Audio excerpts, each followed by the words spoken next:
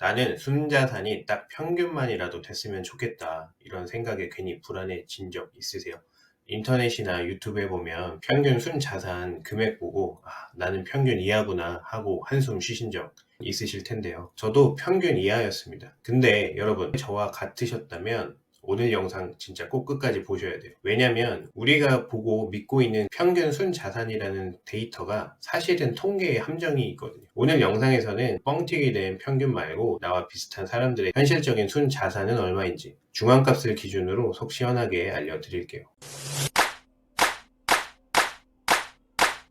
2024년 통계청 한국은행 가계금융복지조사를 보면 평균 순자산이 4억 4,894만 원이라고 나와요. 근데 내 주변에 4억 넘게 자산을 가지고 있는 사람이 있을까? 이런 생각 드시죠? 맞아요. 함정이 바로 여기에 있습니다. 상위 10%가 전체 자산의 44.4%를 다 끌고 있거든요. 그러니까 소수의 엄청난 자산가들이 평균을 확 끌어올려서 나온 데이터 수치인 거예요. 그래서 우리가 쉽게 공감을 할 수가 없는 숫자가 나오는 거죠. 진짜 중요한 건 평균이 아니라 구간별 분포예요. 실제로 전체 가구의 56.9%는 순자산 3억 원 미만입니다. 이게 진짜 현실이에요. 그러니까 여러분이 3억 미만을 가지고 있다라고 해서 나만 못 사는 건가, 나만 평균에 못 미치는 건가, 이런 생각 가지 않으셔도 된다는 거죠. 그럼 연령대별로 순자산은 어떻게 다를까요? 이 질문 진짜 많이 하시죠. 지금부터 연령대별로 쭉 한번 보겠습니다. 20대를 보면 자산을 쌓기보다는 스펙 쌓고 커리어 만드는데 더 많은 에너지를 쓰는 시기잖아요. 소득이 생기기 시작하지만 학자금 대출이나 부모로부터 떨어져 나와서 주거비, 초기 정착 비용 때문에 순자산이 높게 나올 수가 없어요.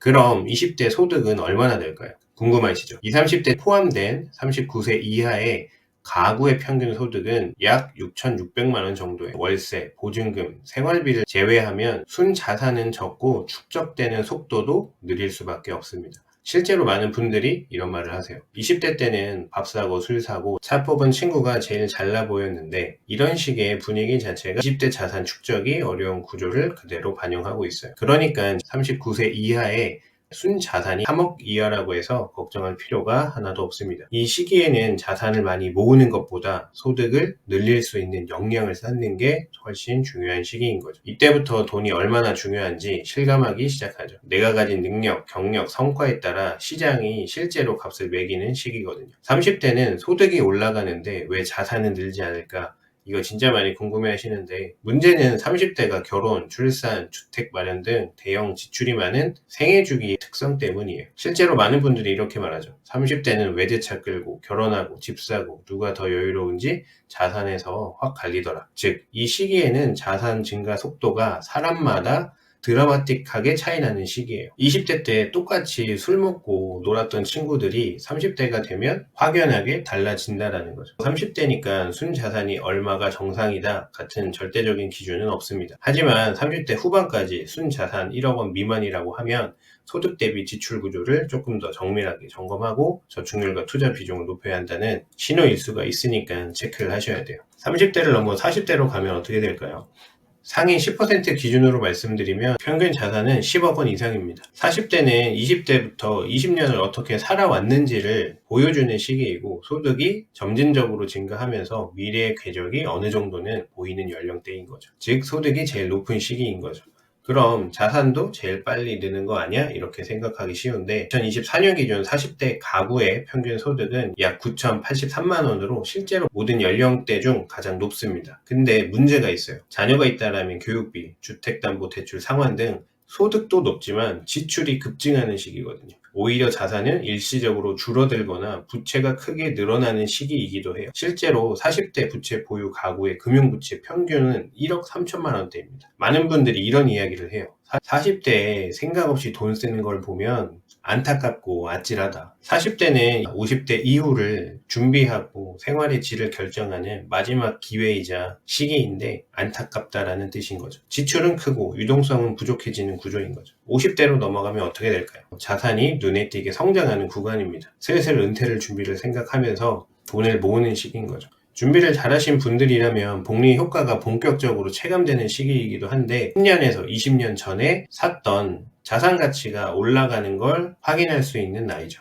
그럼 50대는 좀 여유로운 삶을 즐길 수 있을까요? 50대라고 해서 마냥 여유로운 건 아닙니다. 자녀가 대학생이거나 사회초년생인 경우가 많죠. 생활비, 교육비 지출이 여전히 큰 시기에 해당하는 분들이 많아요. 40대, 50대 많은 분들이 노동소득이 제일 많은 시기라서 안심이 되는 시기가 아니라 가장 불안한 시기라고 말을 해요. 월급은 많이 꽂히는데 남는 돈은 없고 순자산도 잘 늘어나지 않는 거죠. 1억에서 2억 모으는 게 너무 어렵다라는 말을 정말 많이 하세요. 그래서 50대의 핵심 과제는 자산 증식이 아니라 자산을 배분하고 리스크를 관리하고 현금 흐름을 재설계하는 겁니다. 60대로 넘어오면 순자산은 평균 5억 원 이상으로 올라가지만 대부분 부동산이에요. 2024년 기준 전체 가구의 자산 75.2%가 실물 자산, 주택 포함이 되어 있거든요.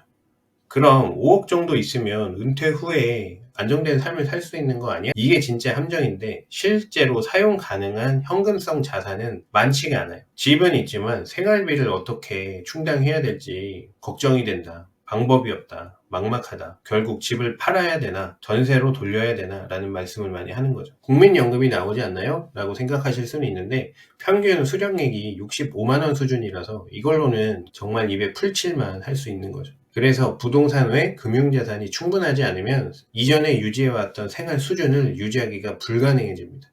자녀 지원을 기대하거나 자녀 지원이 없으면 울며 겨자 먹기로 자산 청산에 이전할 가능성이 높아질 수밖에 없는 거죠. 자, 여기까지 보셨으면 어느 정도 윤곽이 그려지셨을 거예요. 대한민국 평균 순자산이라는 숫자는 진짜 현실이 아니라는 거죠. 우리나라 전체 가구의 과반수는 순자산이 3억 미만입니다. 나만 평균 이하인가? 이런 생각 하지 않으셔도 된다는 거죠.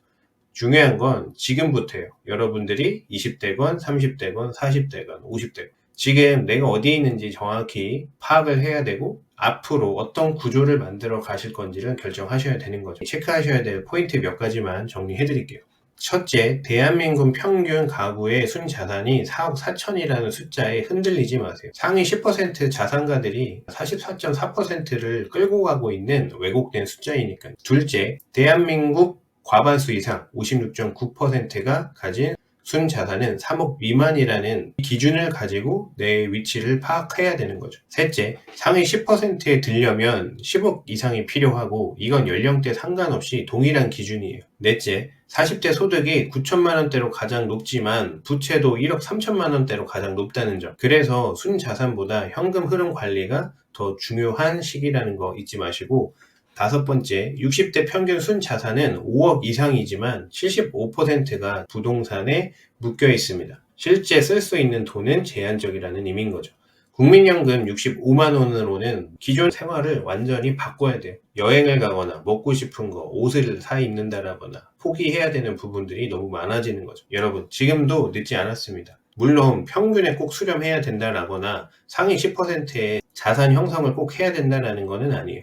하지만 미래는 대비를 해야 됩니다.